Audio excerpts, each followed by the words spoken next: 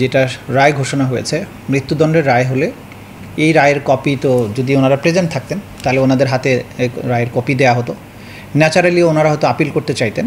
Appeal করার জন্য তাকে 30 দিন সময় আইনে বলা আছে যে 30 দিনের মধ্যে তাকে আপিল করতে হবে পূর্ণাঙ্গ রায়ের প্রাপ্তির মানে রায়ের কপি পাওয়া মাত্র।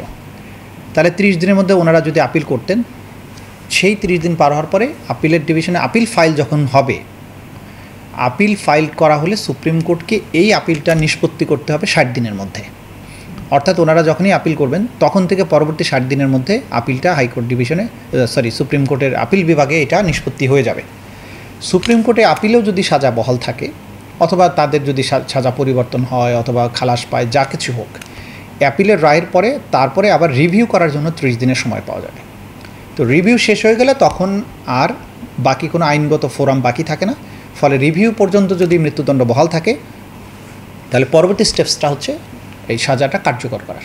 টানা তৃতীয়বার অর্জন করেছে দেশের সেরা সুপার ব্র্যান্ড স্বীকৃতি বসুন্ধরা টিস্যু। সে ব্যাপারে জেল কোড অনুযায়ী ক্ষমার বিষয় তো থাকবেই। সেটা ক্ষমা প্রার্থনার ব্যাপারে তারা যদি ক্ষমা প্রার্থনা করেন সেক্ষেত্রে রাষ্ট্রপতি তাদেরকে যদি ক্ষমা করেন তাহলে সেটাও একটা প্রক্রিয়া থাকবে। না ক্ষমা করা হলে সেই নামঞ্জুরের কথাটা জানিয়ে দেওয়া হবে এবং সেই অনুযায়ী জেল কোডের যে প্রচলিত ব্যবস্থা আছে সেই অনুযায়ী তাদের সাজা কার্যকর হবে। এটা হচ্ছে সময় কতদিন রাষ্ট্রপতির কাছে? রিভিউতেও দেখা গেল যে এই বহাল থাকলো। বাকি বিষয়টা নির্ভর করে যে জেল থেকে তারা রাষ্ট্রপতির কাছে ক্ষমা কীভাবে চাচ্ছেন এবং চাওয়ার পরে সেটাকে জেল কোর্টে যে বিধানটা আছে যে এই 3 সপ্তাহ 4 সপ্তাহের মাঝামাঝি একটা সময় যেটা সেটার মধ্যে যে কার্যকর করার বিষয় আছে সেটা স্বাভাবিকভাবে অন্যদের ক্ষেত্রে যে ব্যবস্থা করা হয় এই ক্ষেত্রেও সেই ব্যবস্থাই প্রযোজ্য হবে। এটা হচ্ছে যদি ওনারা উপস্থিত থাকতেন।